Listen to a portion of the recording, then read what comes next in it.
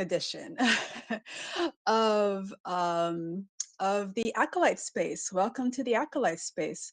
Great to have you here.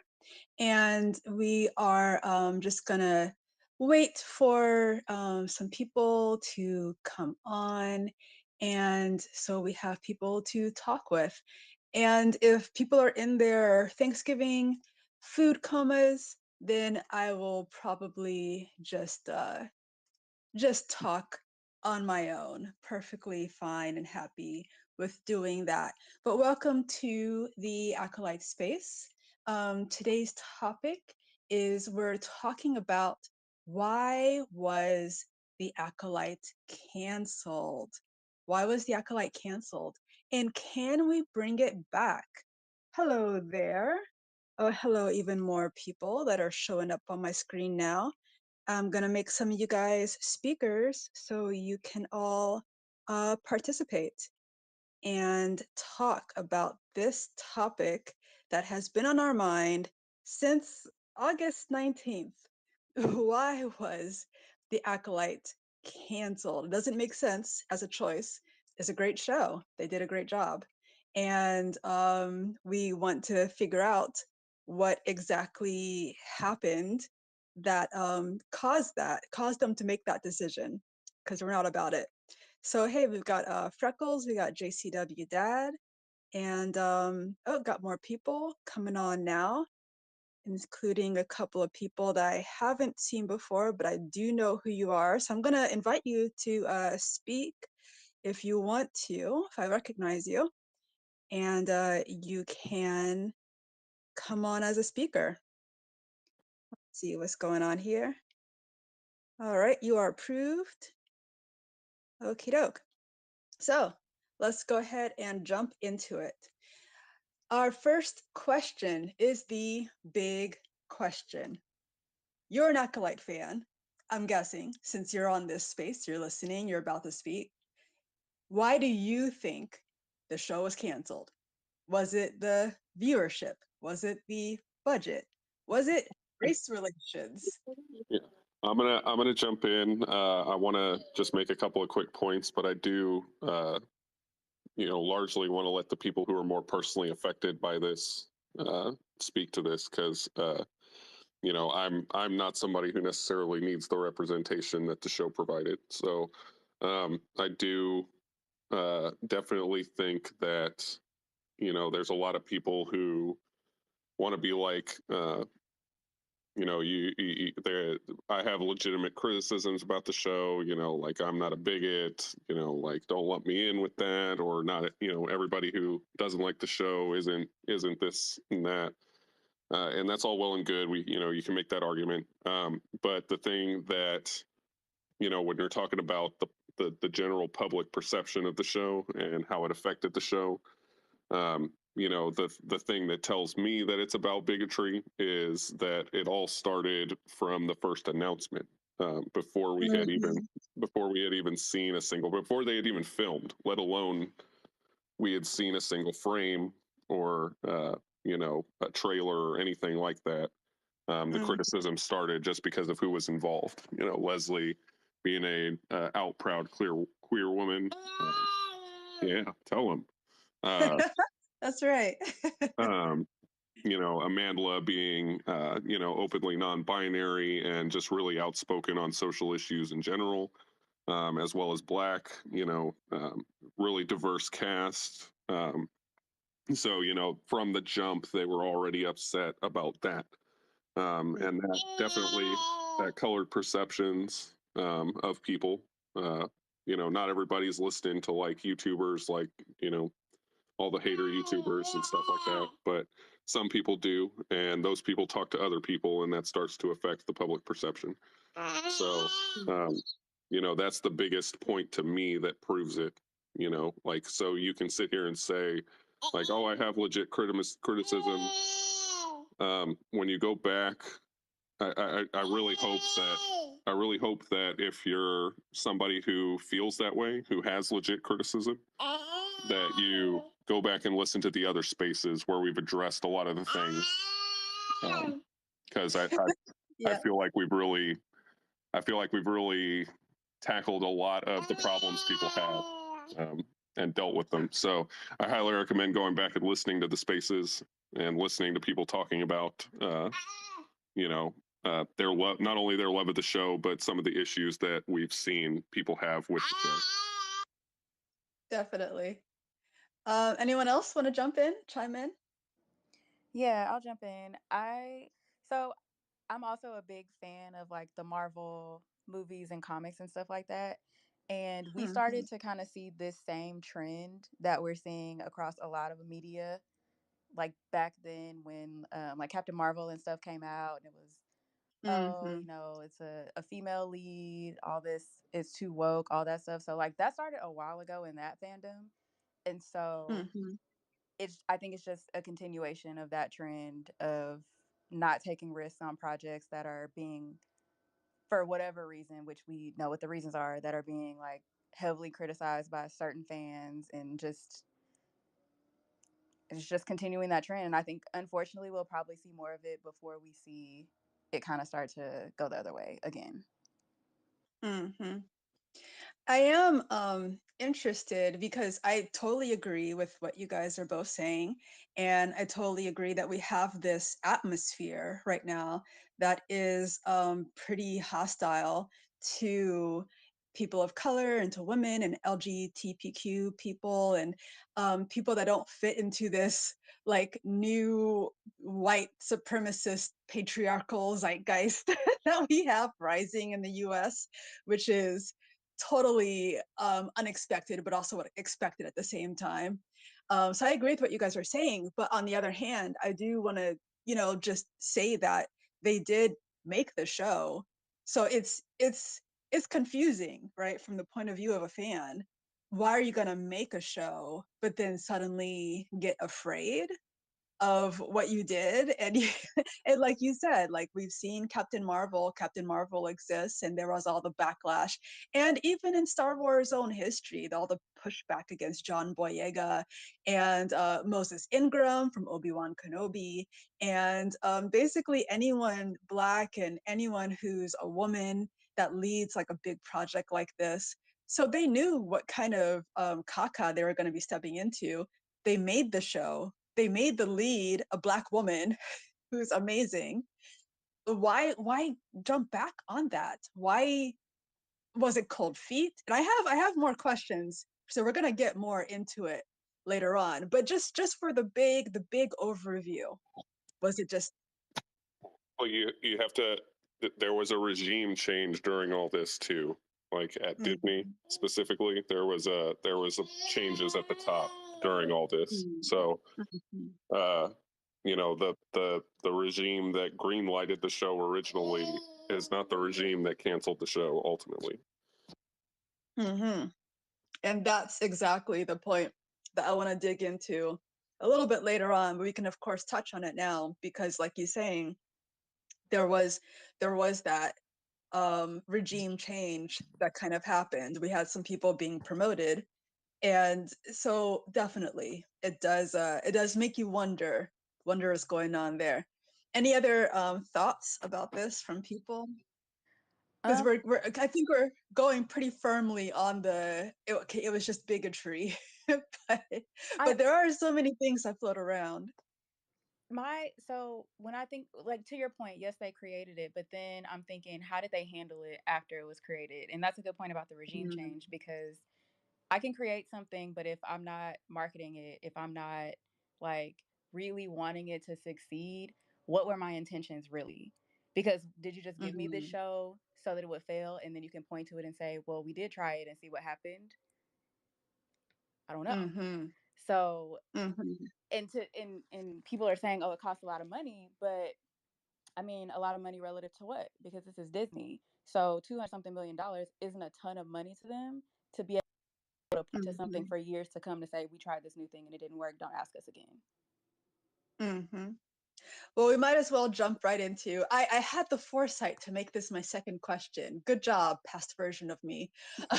um, the second question is about those rumors that circulated on the internet the week that we got the news there were rumors on the internet that, in fact, Dave Filoni was the one who pulled the plug, and that is the regime change that we're kind of referring to.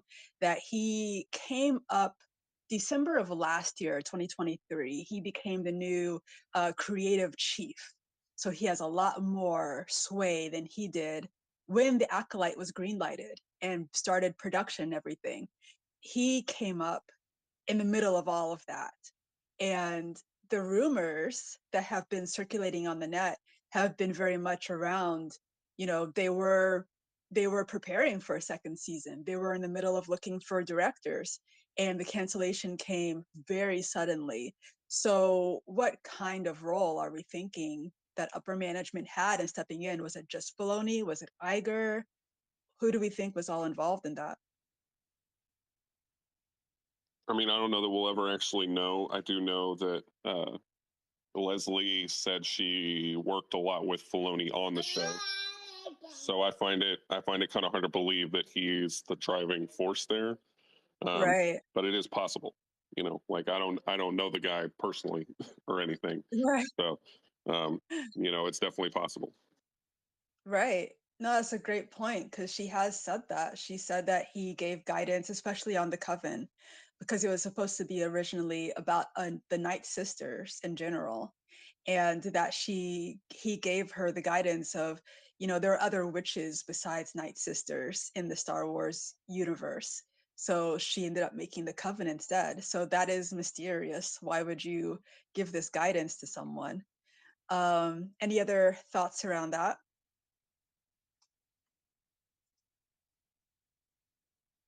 I do think, because some of the speculation has kind of been around, uh, some people do talk about budget. And so it's like, okay, did Iger kind of come in? But we're also going to talk about budget later on, too. I've got the receipts. I've got the receipts. So, it could be budget, it could be viewership, it could be all these different things. But we do have like the Mandoverse movie, right? And Filoni being really dedicated to the Mandalorian universe and Ahsoka and Din Djarin and Grogu, and being dedicated to that whole universe.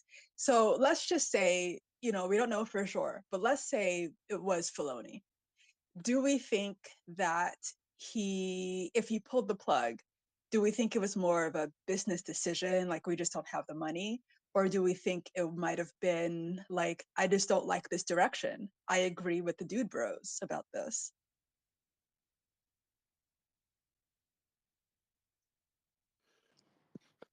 I'm going back and forth in my head.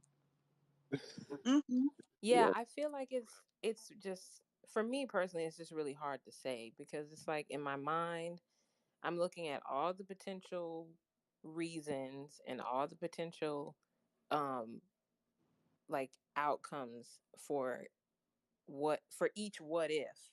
And it's like at one point I might be like, okay, well, if he was responsible in any kind of way, that would be kind Mm-hmm. of messed up because of how much it seemed he was supportive of Leslie and the whole roundtable thing they did, and how he always talks about, we want everyone to tell the story they want to tell. So that Mm-hmm. was the thing in my mind that was like, okay, well, it seemed like he was on board. So if he wasn't, that'd be really messed up. On the other hand, Mm-hmm. with a lot of the more recent announcements of, oh, Ahsoka might not get renewed, or oh, if Skeleton Crew does well, maybe it'll get a spinoff, or Mm-hmm. oh, after the Mandalorian movie, which used to be a TV show, we Mm-hmm. might spin off a character there. Like it just seems so disjointed that it almost seems like even his work is being impacted by it. That's a good point. That could be out of his hands, or it could be a symptom of what he's doing. I have no idea. So, Mm-hmm. but that's where my head always goes, because I just don't know. I don't know. Right. Yeah. It's impossible for any of us to know for sure, but those rumors are very, very sticky, I feel like. Tirana Mhm. commented as a tweet. She said, "It always felt like Iger to me. He's had some ick rumors about inclusion and etc." Right, right. And with Interesting. Definitely what true. JC, yeah, with what JC was saying earlier, I think I'm at the point now where I'm leaning more towards him being majorly responsible, allegedly. Mm. So, how do you guys think that that might have turned out? That they were just kind of going ahead with things at Lucasfilm, and then maybe Iger came in the room and said, "Hey, stop! No, we're canceling this." I mean, Iger, when he came in, made it very clear that he wanted, he said the thing, he said the trope, he said, storytelling, not messaging. So, Mm. which, like, the Acolyte has like zero social messaging. It's just who's in it. That is like a social statement on its own.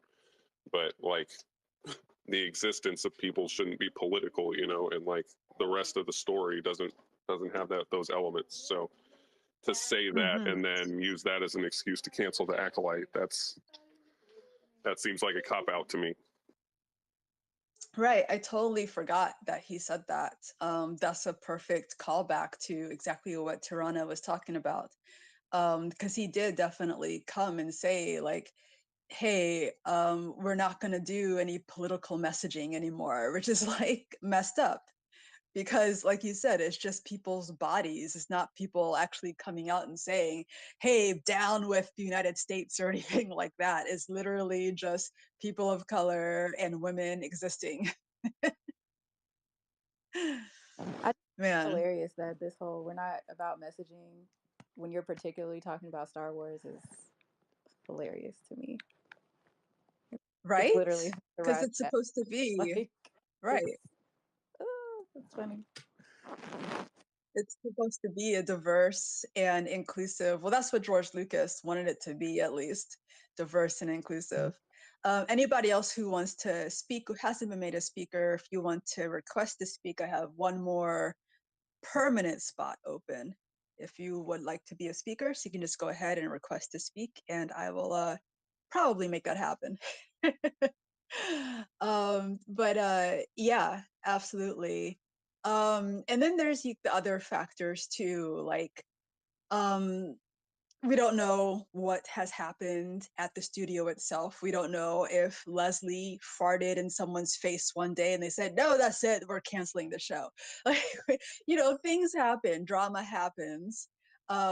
We did have, in case anybody listening is new to this whole thing or not familiar with how this works, we have our Save the Acolyte crew, which pretty much came together like right after it was canceled. Bunch of people, including myself, including some people on this call, all came together and started making actions to make sure that we could let them know that we wanted the show to be renewed. And among those things was a GoFundMe fundraiser for billboards, and a bunch of the billboards have been promoted already. So the first one that went off was for Amanda, who's the star of the show, and she actually got to see it in person.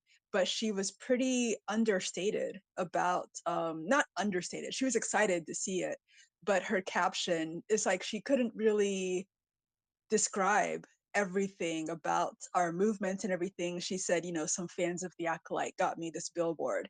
And that was where it kind of stopped. So it's just interesting to think about, like, was there something going on more behind the scenes, or what's going on? Is Manny allowed to even talk about wanting to be in the Acolyte season 2 anymore? It's a really good question because I think that's why I always say I can't wait till the contracts and the NDAs expire because I think there's a Mm-hmm. lot that isn't being said. I mean, for obvious reasons, but also it feels Mm-hmm. like there's some weird vibe slash tension Yes. going on. And Mm-hmm. I often ask myself, like, is it just me because I'm so heavily invested in this show and the cast and the creators of the show, or is this unusual? Because like I've said before, with other shows that have gotten canceled, Mm-hmm. cast members and directors, producers will do like a post and they'll be like, wow, I can't believe the show is canceled, but I had such a great time and I love you all and thank you for supporting us. Right. And this situation has been silence. Mm-hmm. And it just feels so unusual. And it could be a good thing. It could be, Right. we don't know, but it's just so unusual because nobody has said anything. Like Leslie Right. hadn't said anything. Rebecca hasn't said anything by proxy. We still haven't even Manny posted a actually heart. gotten an official cancellation announcement from Disney or Lucasfilm or anybody. You know, Mm-hmm. Yeah. like we that there were the leaks and everything, but like we still haven't even officially gotten a cancellation. And to me, Mm-hmm. that supports that it's coming down from the top because yeah, like you said, say nobody has said anything except for Manny that one time, and he's very Yeah. definitely not said anything since. And Mm-hmm. Amanda, of course, I mean, the only other she is the only person who was verbal about any of it. And as the lead of the show, that would almost be expected. But even you could even consider that was kind of unusual because it was all on Instagram stories. Like it wasn't a permanent post. It was up for 24 hours and it was gone. So Mm-hmm. had it not been for people, who downloaded the story and people who reported on the story, it came and went. So it's just, yeah, it's kind of strange. And so I don't know if that means, something is in limbo, everybody just be quiet. I mean, that would Mm-hmm. somewhat explain why the Star Wars social media accounts just have completely had their memories erased, it seems. But Right. like everything is just kind of weird here. And I'm just like, I don't know what that means. I don't know So what that weird. means. So weird. I hope it Very means it's a limbo. good thing. I hope it means Right. things are still being talked about, and like you pointed out with Manny, he Mm-hmm. said one thing about Acolyte season 2, and Mm-hmm. that was it. So it's interesting. I think maybe that's probably why I at least still feel optimistic about the Acolyte coming back and just the patterns that Star Wars has already exhibited as far as their other media. This is a very unique situation, so I can't imagine Mm-hmm. that it's gone for good. Mm-hmm. Tirana mentioned in the tweets, Carrie Ann Moss and JJ have spoken out about how surprising it was, but they also have extensive careers apart from Star Wars and Jodie. But the younger cast has been so quiet, and I feel bad for them. Absolutely. Yeah, Yeah, that's true. like Carrion and JJ, their characters were, I mean, they were killed off, so they probably weren't coming Mm-hmm. outside of like a flashback or something for season 2. So I think that's why they Right. have a little bit more room to speak. But Mm-hmm. I do think that it's very interesting that people who we know would be involved with a season 2 are not saying anything. And even like the studios and all that stuff, even with all the articles and everything that's come out, it's just mum's the word. Right. Right. It's so strange. And even there are people who worked on the show who still speak super fondly of it, and those who are familiar with a lot of the Save the Acolyte efforts have spoken fondly of, the Acolyte fans as a whole. But, Mm-hmm. nobody is outright commenting, and again, yes, Carrie Ann and Lee Jung Jae, their characters are no more, but also Daphne and Charlie, Mm-hmm. but they haven't said anything at all too. So Mm-hmm. yeah, it's interesting. Yep. Ideally, all of our efforts have been going to Heart, and they're already in pre-production for season 2, and they just haven't Right. told us anything. Right? Yes. Yes. That's the ideal situation. But we don't know. They haven't. Yes, exactly. Exactly. We don't know. either way, we don't know if they're working on things. And if you guys are listening over at Disney headquarters and you want to give us a hint, that would be lovely. We would appreciate that. So, Announce it at Celebration April 2025 in Japan. Just go ahead, yes, put it on your slate. You know Manny's yes, going to be there. We will be so happy. Just let that be the time when you yes. say, "We've heard you. We've heard you." That would And the be so Acolyte is interesting. coming back. Manny to like randomly just slide something in there about, oh yeah, and when we do season 2, but it's like a for sure thing, you know what I mean? Like he starts talking about Yes. what's actually gonna happen. You're like, wait, what? That would be perfect. Mm-hmm. Mm-hmm. Yes. Manifesting. Manifesting. Manifesting. Manifesting. I just posted a tweet to the space, which was about the fantastic news for our fandom that the Disney Plus did turn a profit on their streaming in quarter 4. There was an article released by AP News that confirmed it on the 14th of November, because that was a big point of contention we got from a lot of the trolls who like to drop into our mentions even when we were just talking about fanfic and not talking about the budget of the show. They like to drop into our mentions and talk about how the show's too expensive and it lost Disney money. Well, no, according to the actual factual facts, Disney made money in their quarter 4, which included the streaming of The Acolyte. They did not lose money. Disney Plus has been losing money for a lot of years. And so, I can see where they would have like this panic and we need to turn around and we need to make sure that we're only doing profitable things. And so a lot of the speculation is that, maybe the Acolyte didn't give them enough of what they were looking for. But, we did, when I was even putting together some of the thumbnails for these spaces we've been having, I would go onto the Disney Plus on my computer, and the Acolyte would be right there, focused, right front page. People are responsive about those things. So if it wasn't making them money, they wouldn't feature it on the front page. Some people have said they've still seen Acolyte ads up on YouTube even a couple of days ago. So, that rumor seems to be only a rumor on their behalf. It's not that it's not making them any money.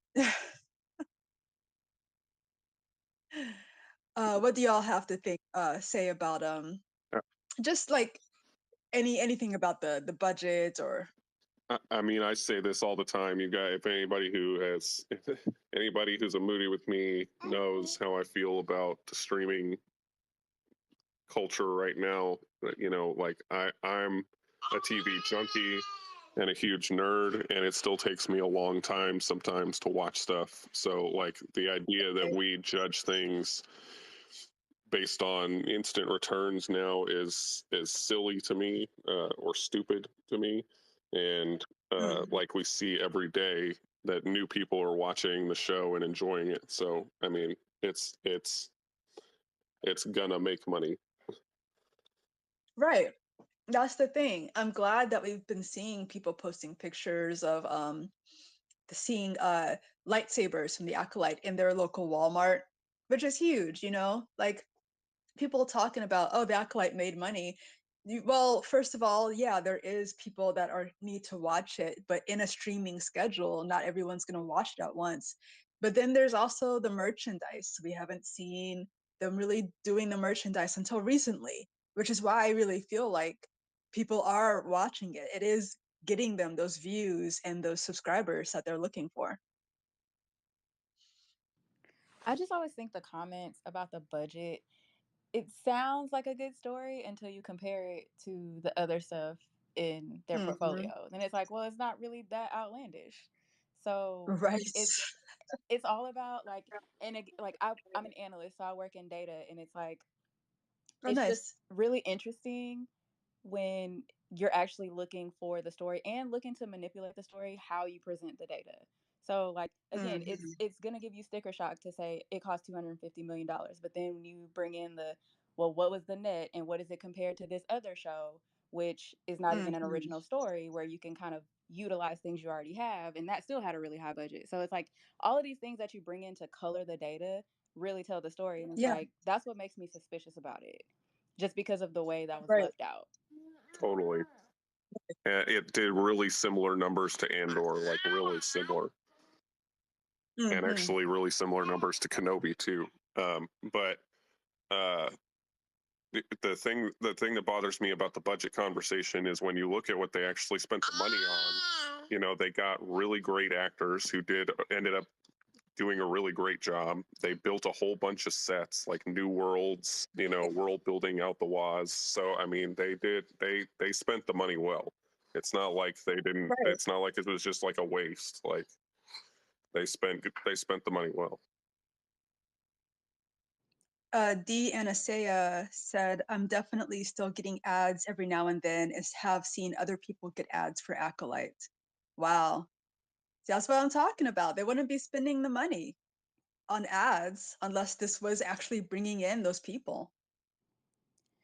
And also another thing about the budget, because I work in corporate finance Mm-hmm. specifically, it's not hard to cut a budget, Mm-hmm. like if you really need to. Right. So like if Right. they come back and say, okay, we can do it, but it has to cost like 175, that's not that hard, Mm-hmm. especially at that scale. Right. Right. Exactly. Exactly. That's And they can I love that you made that point. they can reuse stuff that they used, and you know, it's because it's established now, so like it's inherently gonna be cheaper anyways. Mm-hmm. Right. I was just about to say that about the sets. The sets are already made. Costumes are already made. If they Mm-hmm. haven't already dismantled things and recycled them, I mean, you already have all that stuff. So Mm-hmm. yeah, I mean, Exactly. even the lightsabers that they innovated, the first of their kind for All a right. show like this, that Mm-hmm. already is Yeah. done. Like And Jackie's dead, so Daphne Keene's not gonna break a bunch of them. exactly. R.I.P. Jackie. Was she breaking them? I didn't hear about that. Yeah, she kept like Yeah, she messing said them she. up. Oh Yeah, no. she was Daphne. shorter than everyone, so she would swing the sabers and they would hit the floor. Oh gosh. Daphne, no. I mean she kicked ass though. So I forgive her. I have nothing to do with the budget, but I forgive her for that. I loved her fighting scenes.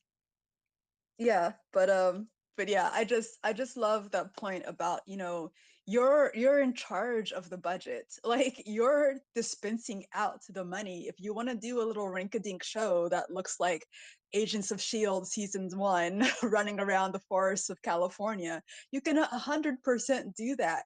We'll be happy either way. We want the story. You don't have to go all out. I think that they went all out because Star Wars fans have been asking them to go all out and to not cut corners, like to really go all the way. And we've been complaining about shows that look cheap, and we've been complaining about like no original sets. So they built all that stuff, and then everyone just starts complaining. Like, what do you guys want? And somebody made a great point, which was like, well, at the end of the day, we don't know where all the money went to what, but if at all it meant that people were getting paid better or that some staff were getting paid better for their labor, then Mm-hmm. for me it's like by all means. Personally, I was dealing with all these people in the replies talking about I want my money to go to a better show and you should want Mm, your money to it's like I am not paying for Disney to make shows. I'm not paying for Star Wars to make shows. I want to watch them. I'm not right, paying you to watch them. So I don't know where this is coming from. I don't right. know if people are talking about because they pay for a Disney Plus subscription or something. But listen, it's not my money. I don't care. It's not my Uh-huh. responsibility to care where the money is going. I want you to make the show that I like. I love that. I love It's that. like We're you're the paying $10 audience. a month. What do you think that's doing? Right. Be serious Like we are not keeping the lights on at Disney despite what people think. at all. Like Right. I love that. That's so funny. Yeah, I think at last count, if I remember correctly, Disney Plus has 153 million subscribers, growing every day, probably. So it'll probably be more by next year, next next March. Yeah, they have a lot of money. So I don't really know what the problem is. I made a tweet, which is how a lot of you guys met me. We saw the battles over this tweet, because it became a big deal, where I was talking about how the budget for the Acolyte, just the people that watched the finale, just those millions of people that watched the finale, our dues, our subscription fees covered the entire cost of the Acolyte over like 3 months, right? And the finale, I think, got like not seven, it got 7 million, and then like, more people watched it over time, of course, but on the finale day, it got 7 million. So, out of 153 million subscribers, is it really that big of a deal? It's just crazy. All right. So, my next question for you guys, the reason I put Ahsoka right there in the thumbnail for this space was because we just had the article come out recently about the showrunners for Ahsoka season 2 are basically retooling the season because of how the Acolyte just got suddenly canceled out of nowhere. They're like, okay, well, if this one gets suddenly canceled, is it going to be rewarding for people? So they're retooling the season to make sure that it can serve as a finale in case it doesn't get renewed for season 3, which is kind of crazy. So, what's the larger effect on Star Wars shows? We've already seen one, with Ahsoka. What's the larger effect on Star Wars shows and movies after the cancellation? And is it going to continue to affect how things are made? Or do you think if they kind of dial back on all of the Black people and women, they'll kind of go back to being fast and loose with their money? Yeah, I mean, sadly, yes. I think that's ultimately what we're going to see.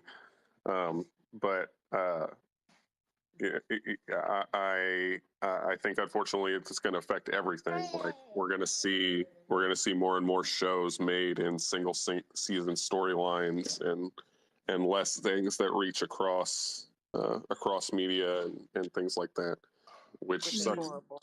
sucks for me because that's like the whole multiversal thing becoming a big hit. Like it's overdone now for sure, but like that's I love those kind of storylines, and I love like the way the MCU goes across multiple shows and movies. I know some people don't like that, but I love it. And same thing with Star Wars. Like that's one of the things I love about Star Wars is I love following the novels and the comics and the shows and the movies, and there's so much background to it. So for me, that's to think that's going to stop happening, which is what it sounds like based on what's coming out of Disney. You know, uh, that sucks for me. Mm. That Mm-hmm. one season contained stuff is gonna get old real fast. It already was kind of getting old because they were already other other shows and stuff were kind of starting to go that direction where everything was just kind of being compressed into one season just in case, as opposed to like writing a full story and then just breaking it up. But Mm-hmm. if we're going back that way and back to kind of like less diverse, one note kind of stuff, it's gonna get stale and it's gonna get old.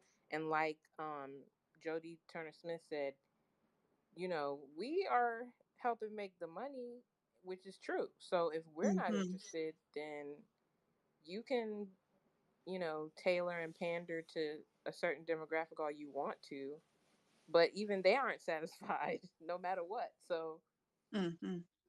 yeah, I mean, it's unfortunate, but I also feel like that's not gonna last. I mean, I don't know how long we have to sit here and wait for it, but Mm-hmm. yeah. And then you want to have like one season arcs, but you only want 8 episode, 30-minute seasons. Like, I don't Mm-hmm. know how that's gonna work. But and just like they were saying, I think we'll see that for a while. Like we'll see a move towards that. and then eventually it'll bottom out because again, it's gonna get stale. Like at the end, I mean, don't get me wrong, love the Skywalkers, but how much story is left? Like, come on. Right. Like we got to Right. The different story at some should be point. over by now. Like, come on. It was over 20 years ago. It was, and Yeah. it's like they are squeezing that orange to death, and it's like it's only pulp. You have to let it go at this point. Mm. Pulp and seeds. Ain't nothing else Like but we are the thirsty. Like, rind. please give us some juice. Mm. And that's what all these articles that have still been coming out, which again I think is a good sign. It's a good sign that people are still it's a good sign that people are still talking about the Acolyte and still writing articles about it. But it's like Mhm. all of these articles have made the point abundantly clear, which is this is, canceling the Acolyte seems to have backfired tremendously as far as just press goes and just discussion, but also people are not very comfortable with what's coming out of Star Wars because they don't know that it's going to last. They don't want to get invested. A lot of people Mhm. wait till the show is out to watch it anyway, and so now they're not going to want to do that if they feel like it's going to get canceled. And it just feels like everything is on edge. Mm-hmm. Everything from the audience to um, producers of the shows to Mhm. Lucasfilm, all of it feels like it's in this really tense spot. And this whole thing of like, is it impacting the other materials? Yeah, Mhm. because I mean, I feel like this at least is somewhat of an indication that it's not really all on Lucasfilm right now, maybe because Lucasfilm don't even know if their shows are going to get renewed. So Right. if they're sitting there having to talk about, well, maybe we'll rewrite Ahsoka because we don't know. What do you Right. mean you don't know? And then for it to be Right. Ahsoka like that was pretty much like we kind of knew that they loved that one. Like they were at least gonna keep that one. That was gonna be your female lead show that y'all Yeah, could have. that was supposed Mhm. to be the pride and That's joy of the Filoni's side. baby. If it was that's why I think if it was up to Lucasfilm, this wouldn't be an issue because that's Filoni's baby right there. Mm. And it's definitely, to your point, Zay, it's definitely affecting viewership because I've seen a number of people say like, why would I watch a show not knowing if the story is going to conclude? I've seen a number of people say that. So new stuff coming out is going to have less people who are willing to view it just based on how they handled the Acolyte. Yeah. Mhm. And I only can, I've said this too before in, groups and everything. I just feel like, however, Skeleton Crew does after, I mean, that'll be an indicator of the trend that's going to be Mhm. for, the next coming years. It's like, if you can say, oh, it was viewership, oh, it was budget. Okay, well, let's see. Let's just see. You got one more show coming out this year and then Right. Andor next year. So let's just see how those Right. do before you could just. Because, yeah, I mean, personally, I feel like all of the shows were on a downward trend anyway. Mm. So, but All we the just have to Star see. Wars shows or Yeah, Disney. yeah. All this Mhm. all the Star Wars shows. Because when people show Mhm. that chart that they like to show with the viewership to try to say Acolyte was at the bottom. I mean, Mm. all of the shows from Mando season 1 were on a downward trend after that. Mm. That's Nothing interesting. has Yeah. nothing has matched Mando season 1 and the Mhm. circumstances were very different. So, Mhm. With the yeah, I pandemic. just mhm. Mhm. Mhm. Yeah, that's a good point. To me, it is like they shot themselves in the foot, but no one was really smart enough to realize they were doing it because, like you guys are saying, like we want fresh stories. We don't want to stay in this like Skywalker world forever. I saw when I was looking up these articles I posted to this space, I saw one person bringing up what they had talked about a couple of weeks ago, which was that they think that Star Wars is nostalgia based. It's supposed to always tap into nostalgia. But, good sci fi, which Star Wars has been good sci fi, which is why we watch it. Good sci fi is inventive. It doesn't just go over the same things over and over and over again. I agree. And then you Mhm. have the most difficult to please fan base ever. Right. the worst fan base, which even attacks the creator. Did you guys see? I wasn't planning on talking about this, but I'm just reminded. Did you guys see that article about the guy who directed Dune, Denis Oh Villeneuve, or God, whatever? shut up, Oh yeah. man. Just shut up, man. he's so he's so angry about I the uh really, the Ewoks in yes, Return of the he Jedi. saw Return of the Jedi when he was 15 or something, and thought it ruined Star Wars. And yeah, man, just I really hate when directors come out and talk trash like this about franchises or other directors or movies or creator. Like it bugs the ever living shit out of me. Like if you have nothing nice to say, just shut up, man. Just shut up. In 1983, like I think it's time to move on. Right. You're beefing with Ewoks? Please be serious. Right. I just didn't get his point about saying it like it's a contained space. Like to me, like yeah, it established the canon. It had a good ending that it didn't leave a big open ass ending. It had a good wrapped up ending that was satisfying. So I don't know what he was talking about with that. Oh, I see Alicia's handed up. You can go ahead, Alicia. Yeah, so I feel I don't know, I agree because I don't like the Ewok thing, like that's just I feel like first off with like Denny like however you say his last name, sorry. But Yeah. he is like a cinephile. I talked about this on Blue Sky, but like he's like a cinephile at heart. So like he was never gonna like the Ewoks. Like he was Hmm. probably never going to. And also like Star Wars has always been for kids. That's what George Lucas has always said. Hmm. And so like I it just makes sense that like okay, like going from Empire to maybe like Return of the Jedi, like okay, yeah, like the Ewoks maybe like that is a weird thing for him because like he's such a cinephile. And I don't know, but I also kind of like I get the frustration like as a fan, like Hmm. going from something to like from Empire then going to Ewoks. Like I feel Hmm. like I kind of like understand the like whoa, like just kind of this is this is kind of like I don't know. I feel like he like I get the frustration as a fan from going from something so I don't know, I feel like Empire is pretty dark and then I going to that maybe to like Ewoks, which is like not even the central part of like Return of the Jedi, but a lot of people are focusing on that. But I feel like hmm. he I don't know, I'm thinking how like the sequel trilogy went and how we went from like The Last Jedi Mm, to Rise of Skywalker and like mm, how that was kind of like we went from like really cooking with like The Last Jedi to whatever like the Rise of Skywalker was.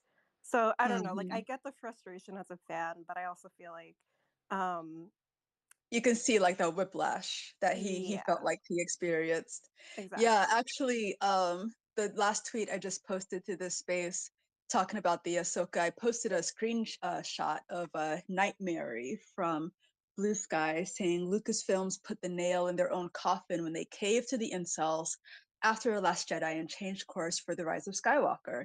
Disney set an incredibly bad and cowardly precedent, and now every new project has and will continue to suffer for it.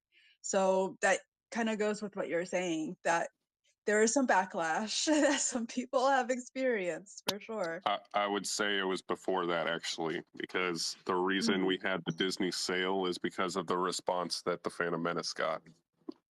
It was mm. 100% episode one, and he course corrected that really hard because of the response.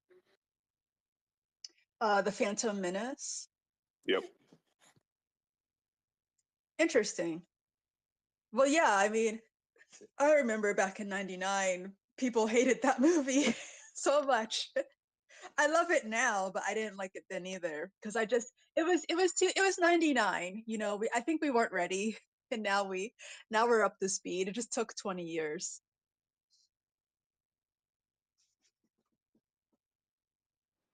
I definitely feel Um, like the Acolyte will go the route of the prequel trilogies. Hopefully, it won't take 20 years for it to be appreciated widely.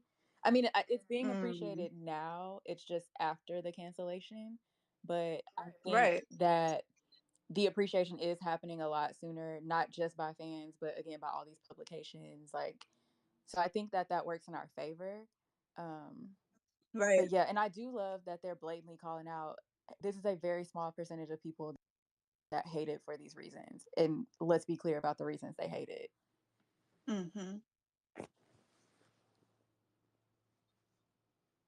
Yeah, there's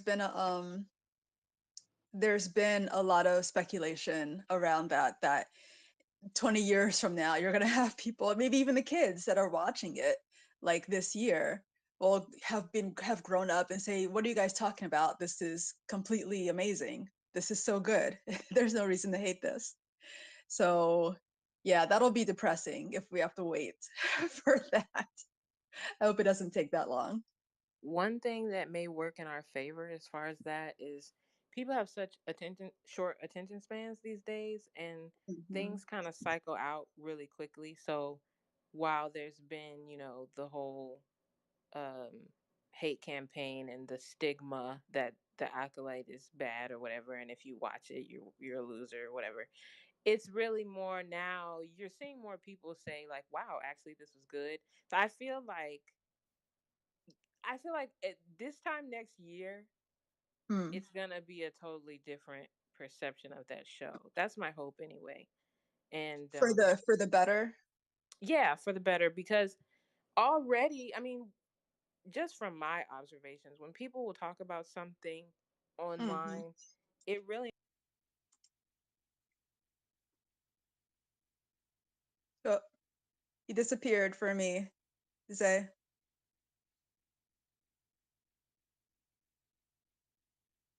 I can't hear her. I can't um either. went to see Transformers every day this month, and then everybody went to go see it. okay, I So got you back. yeah, so I think because we're already seeing a trend towards people saying, "Oh, actually, it was really good."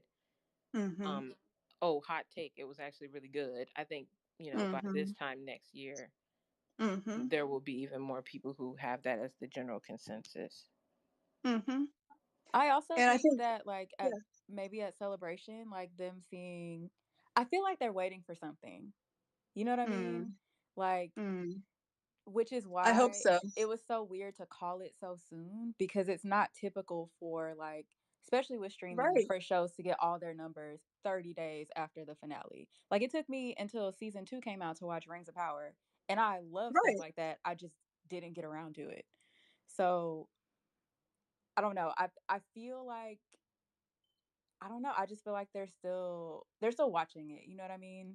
Which is why, Hmm. again, I don't think anybody has said anything from that camp has said anything definitive.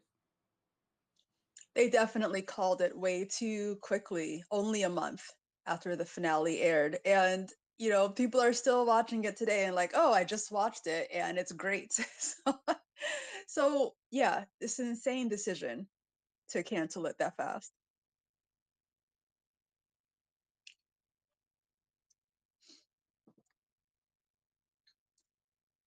I definitely think that I'm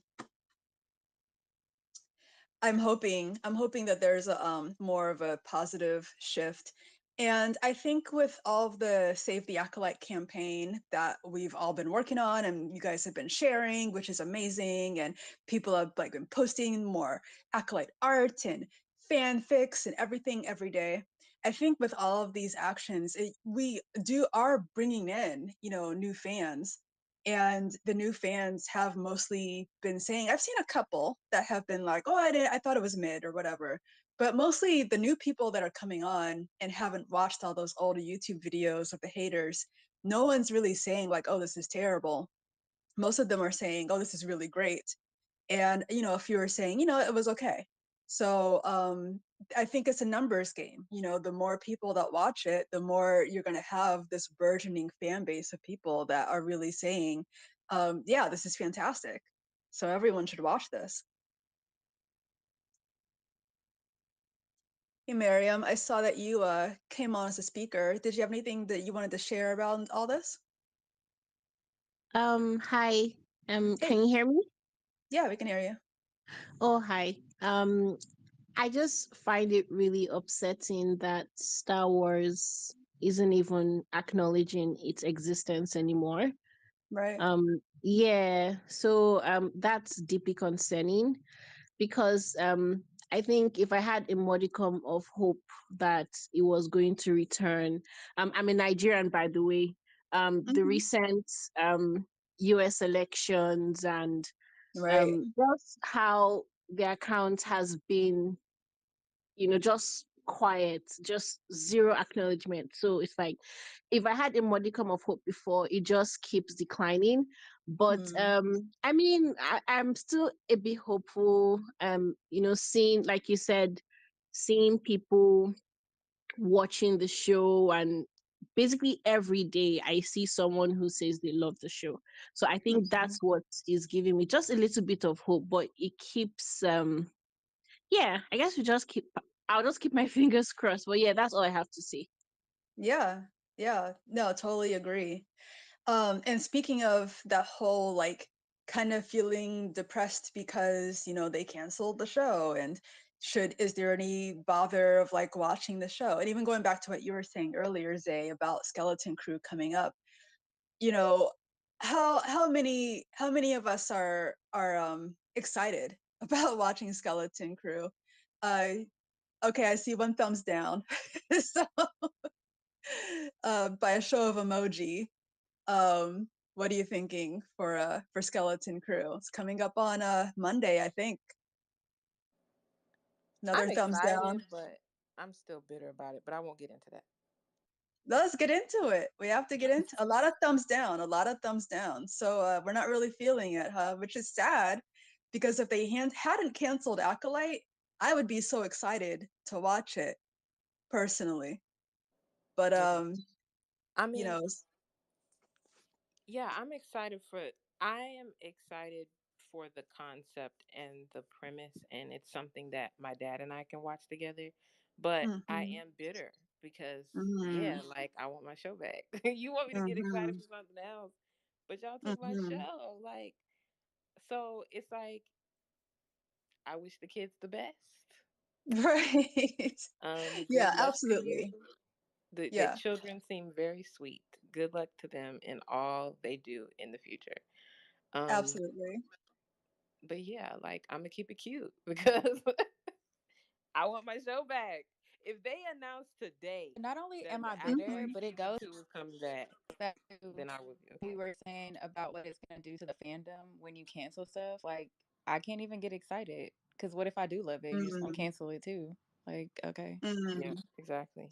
Yep, exactly. Yeah, Exactly. and it just feels like we're encouraging their bad behavior by turning up every time. Like they just cancel the show and are bringing up this new one, and we're just enabling that bad behavior by watching the new show. It just feels that way. So for me, this is my way of, I don't know, protesting by not watching anything new. But I guess, I mean, me not watching it might not even cause a dent, but yeah, I'm definitely not contributing. So Mhm. Mm, mm. Wow. So yeah, it feels like that's what I thought after they canceled the show. It's like this is going to do a lot of brand damage, a lot of trust damage. It's hard to trust this company after they give you something really awesome and then just throw it away as if it didn't mean anything. It leaves a real bad taste in your mouth. Like Mhm. it's very much soured my view of Star Wars because prior to this, I mean, I Mm. was prior to the Acolyte even, I was excited for what was coming out. I was like, cool, a new Star Wars show, I'll watch it. Right. And Acolyte kind of changed my whole view and I was like, whoa, like this is something that I've never connected to. Like I've never Mm. connected to Star Wars in this way before. Are you Mm. telling me that Star Wars could be like this all the time? And that's Right. where they went wrong because then I felt spoiled and I started thinking, wow, Star Wars could really be this. It could just Mhm. be this. And then they said, no, it won't be that. So, yeah, I'm That's insane. very much bitter about that. D. Anasea says, "What's crazy to me is that Osha and Soul were the first time for me that I really saw myself reflected in mainstream Star Wars characters. The Acolyte made me fall in love with Star Wars all over again. I can't even fathom that people hated it so strongly." Yeah, it's it's weird. It's weird that it created so much hate. Um, but it does really. It's a blow. You know, you want to, just as a Star Wars fan, I've been a Star Wars fan for a super long time. Return of the Jedi came out the same year I was born, 83. So, and I grew up on the movies. My dad was a big sci-fi fan. I grew up on the movies. I was in line for the midnight showings of episodes 1, 2, and 3. You know, I've always loved Star Wars, but it's just, you know, you want companies to be consistent. You want to know that you can trust them. And the way that they're treating this show is just like, how can we trust you from now on?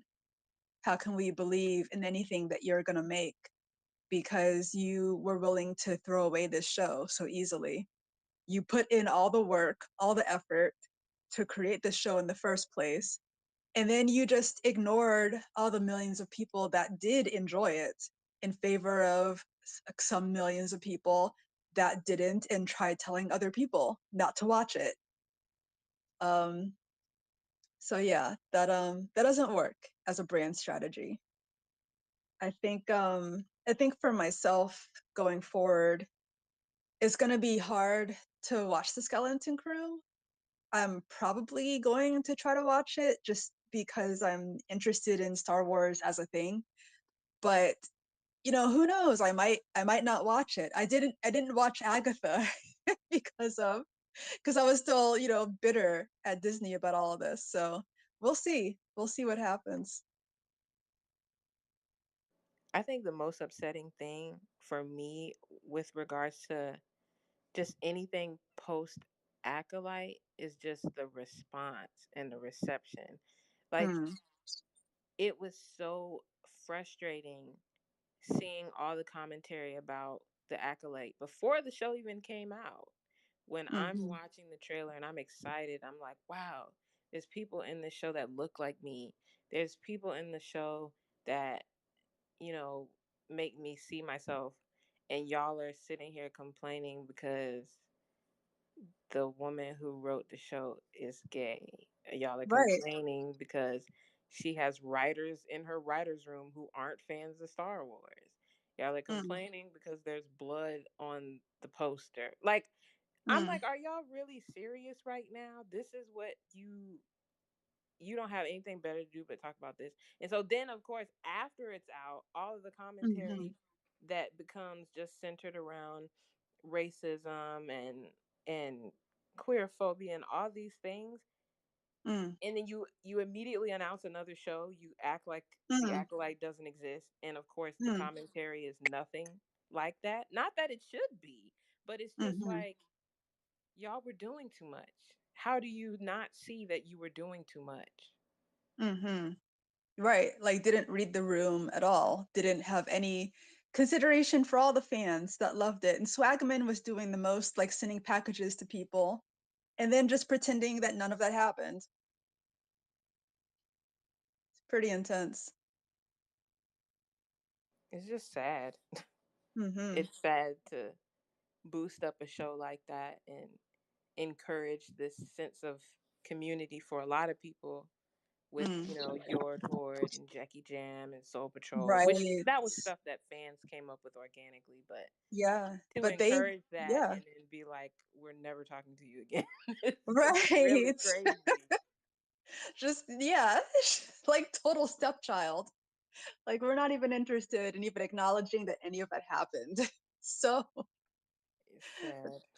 right. You bring up the Acolyte and they're like, did you hear something? It's like, really? So, it's so depressing. Um, Deanna left a comment on the as a tweet said, I know George Lucas said Star Wars was made for kids, but people loved Khmer because he tiptoed the line of a more mature and actually dark side. And I wish Disney would explore that more. Hey, we're right there with you. Right there with you. And kids can handle the dark stuff. You know, I think that was the whole point of why Darth Vader was such a big deal. I remember, being a kid in the '90s, we had some pretty intense shows. I don't know how shows are now, but shows when I was a kid, we had the Batman animated series. There were really, really depressing storylines in Gargoyles, and that got really intense. Like, kids can handle some darkness. Yeah, they didn't care about us millennials. They were like, we're just gonna put whatever on the screen and y'all will be fine.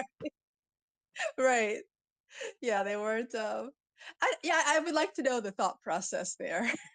was it was it like, yeah, this will build your character up. This will Right. be good Y'all for need to you. toughen up. Let's throw some death on the screen. You're 5, but it's fine. Just Yeah, go with it. no worries, no worries about being a literal toddler. Yeah, a little bit intense. Um, any other thoughts about this, about the future of Star Wars? I think unfortunately they're gonna have to give them exactly what they want for a little while for them to realize it's Mm, not, for both of them, the company and the fans, to realize that it's not working. Because at some point mm, we have to be out of the way so they can't blame us anymore. mm, That's a good point. mm-hmm. Yeah, I'm on board with that. With that, not as a strategy, but I think that that's pretty likely. I would like them to go ahead and just renew it last year, but another part of me would like all of their next projects to crash and burn Yeah. horribly. I want my And then pound of flesh. I want it. right. That's why I wonder sometimes if any of this could have been because they just wanted the conversation to die. Like if they were just like, Mm. let's just cancel it so everybody will shut up. Like I Oh wonder well, sometimes, but I mean, I don't know how like plausible that is. sabotage. Yeah, I don't know how plausible that is. It didn't work out either way, but Hmm. I I mean, just, I just it hope. Sorry. it no. I was just agreeing with you because I think that you know, it could be someone said, "Hey, if the DEI folks want this, well, let's give it to them." And then, like you said, it could just be like they said, "Okay, look, it didn't work, so now we're gonna just pull the plug. We showed you that we tried it and it just didn't work." Whatever the reason, I just hope that it doesn't take them 10 years to come back and say, "Oh, we had something here," like they did Hmm. with Ray and Kylo. There's a strong fan base there. So Hmm. now you're starting to see the characters are coming back, they're being mentioned, they're being introduced. Hmm. It feels like something's kind of simmering there. I just hope it doesn't take that long. I really don't. I got about 2 years of energy left. Right. I'm gonna be here regardless for the acolyte, but I'm just saying, like, y'all got 2 years. I'm gonna count. Let's get it. Exactly. Let's get it going. Exactly. So let's dig into that a little bit because that's actually my next question. What do we realistically think has to happen? Like, what do we have to see from the fans and from just the interactions for the show to be renewed?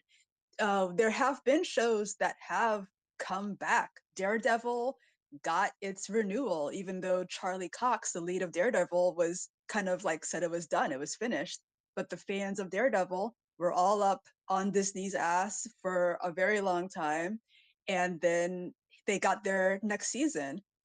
We had the infamous Snyder Cut finally came out after years of those fans begging for it. So, what do we think the landscape will have to look like as far as the fan response, the viewership, or whatever, before they do say, "Hey, you guys were right"?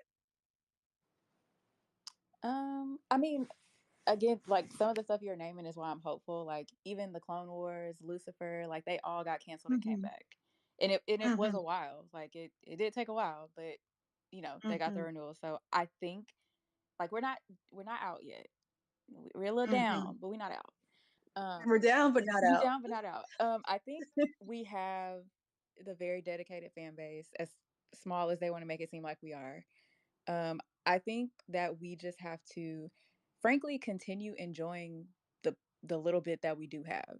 I think the more we continue to just enjoy it, talk about it, not feed the trolls, but like continue communities like these, make our art, like as long as we keep doing that, and that's organically going to bring more people in, not just fans, but just other creatives, all that stuff. Like I think the more that we continue to give it life, the less they can ignore it. Mm-hmm. On top of the fact that whatever they make, they're going to hate. So like Mm.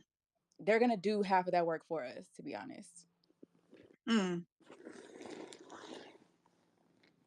Yeah, we're really bustling on the creative side. I mean, the last space we had is very indicative of that. Mm-hmm. The The creative fanfic energy, space. yeah, the fanfic space, the creative energy is not going anywhere. Mm. And I think that's good. And of course, like it hasn't been that long. I mean, it feels like it, but somebody just Mm. pointed that out. Like it's only been what 5 months since the Yeah. show started, and or 5 months since it ended. So it's like we're very early in this thing, and Mm-hmm. we've got a lot of time. I think what Daredevil, it was like a very long time. It was 6 years. They were Mm. pushing for Daredevil to come back for 6 years, and they Oh got yeah, it. you're right. So, I hope it's not 6 years, but even Me if it too. is, I mean, I think we're here. We've made a community at this point, and Definitely. I think for sure they're watching. They know what we're doing. They know Mm-hmm. that we want the show to come back. They're watching. It's Mm-hmm. just a matter of us, staying steady and taking care of ourselves so that we have the energy to keep pushing for it and keep Mm-hmm. talking about it. And like Freckles said, enjoy it. We love this show, and I think the more we just enjoy and celebrate it, the better, this will be. So Mm. yeah, we got to keep going. Yeah. The fan base is growing, and it has so many creative people, like you said, who are in it. Fanfic writers, fan artists. There's so much amazing art that I see every day. And the show does evoke a lot of imagination. It does make you want to create in this world. All right. Just posting, Zay, I actually just posted your tweet to this space about the billboard. Thanks for making that post.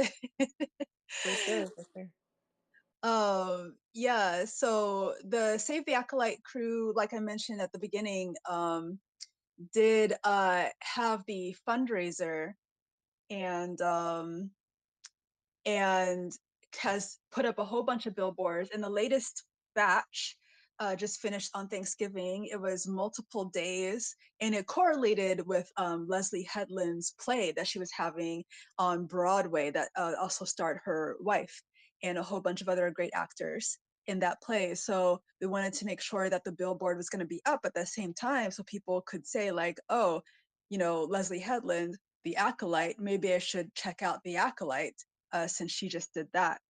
Um, so, there are we have the petition. There's also some future billboard actions coming up. I wanted to pose the question to all of you guys. What sorts of actions do you guys think that the Save the Acolyte team, any Save the Acolyte team, people out there, should be doing to bring back our show?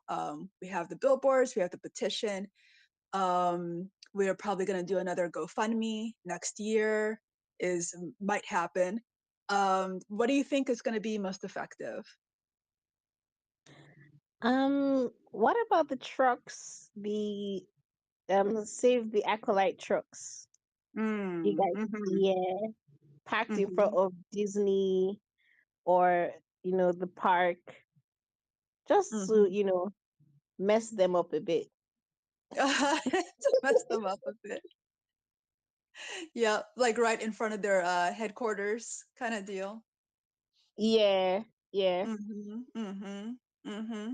Yeah, yeah. There's definitely that's an idea for sure. There's been some chatter because the K-pop people do a lot of trucks, and so trucks is an idea for sure. And it's good. It's good to make sure that there's that visibility. Any other ideas? Things that you guys think are good for the might be good for the team to do? You can also request to speak or leave a tweet as a comment.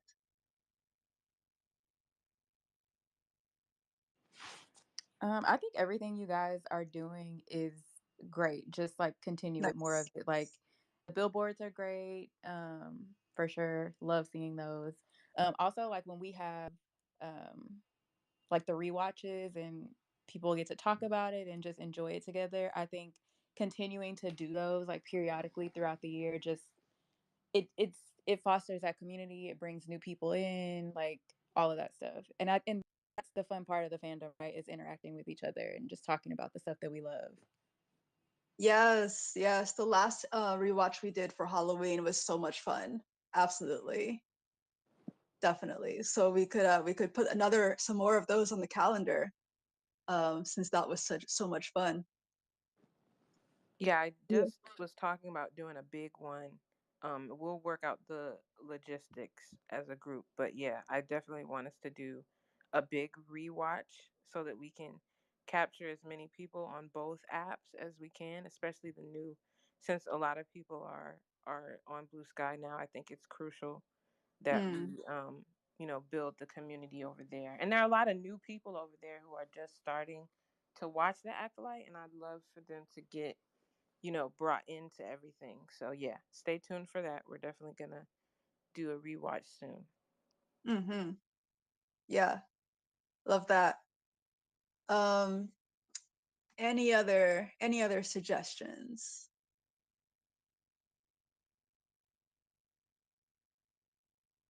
All right. Um, we can open it up for any like just general conversation. We have about 15 minutes left. You can request to speak. You can drop a tweet in the tweeter as a as a comment.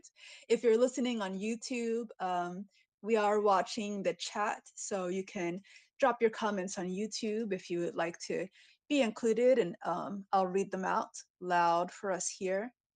But yeah, so I think the reason I wanted to do this space today, this topic, was a bunch of reasons. I like talking about just the logistics of where we're at and kind of taking stock and figuring out, we're pushing ahead, but let's also check in with everybody, everyone here listening, and let's make sure like we're all on the same page and what do we all think. I love these sorts of conversations where we can make sure that we're all on the same page. And another reason that I like this conversation is because this is a recorded space, and the recording's going to be on YouTube as soon as the live finishes. And so, people that are on YouTube looking up stuff about the Acolyte will be able to listen to this because stuff gets lost to the internet all the time. So this is kind of a record of what our thoughts actually are about the cancellation, so it doesn't get lost to the Twitter archives, to the depths of time. It's already over a month. A lot of those arguments took place back then, and it already seems like they've kind of disappeared from the main page. So documenting all this stuff, super important.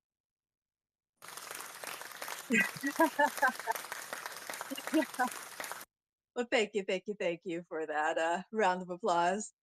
So yeah, let's open it up. What are your guys' thoughts about any other thoughts about cancellation? I can also go back to the Twitter comments for things I missed.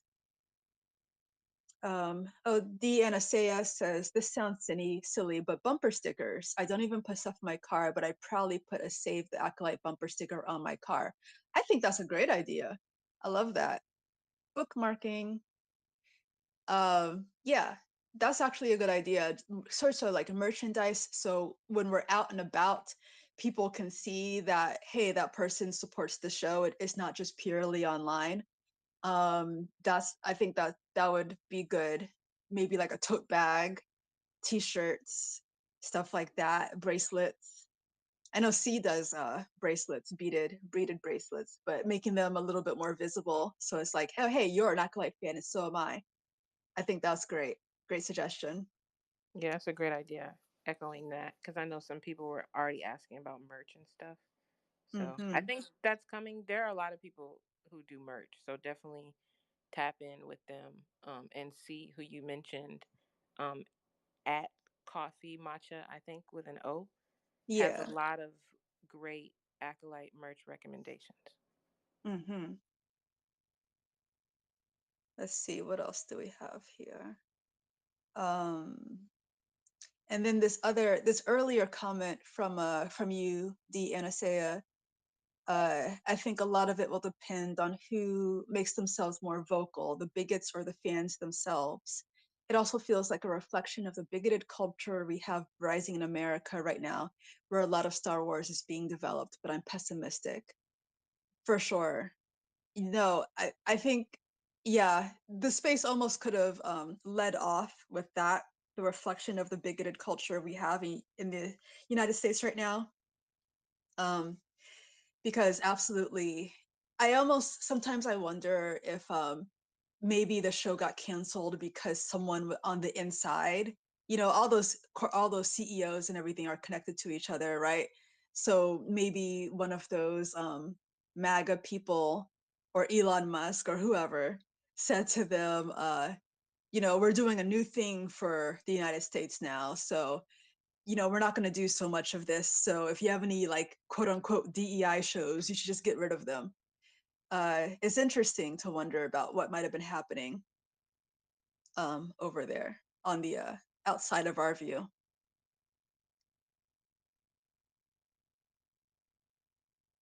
I Nice. mean, I wouldn't be surprised. I mean, because there was another show, I think it was a cartoon, an animation, whose episode got scrapped because of the outcome of the elections.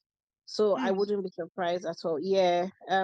It was, I think, something, is it Monster Girl or Dinosaur Girl? I've forgotten, Yeah, but Moon yeah. Girl. Yeah, Moon Oh Girl, Moon yeah. thank you. Girl. Yeah. So I wouldn't be surprised. Mm. Yeah, it was Moon Girl and Devil Dinosaur. An episode featuring a trans character Mm. with scrapped.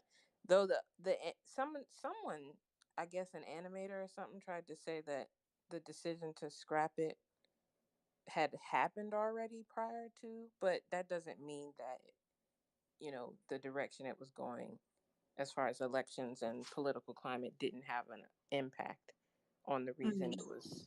it was scrapped. So Mm. Mm-hmm.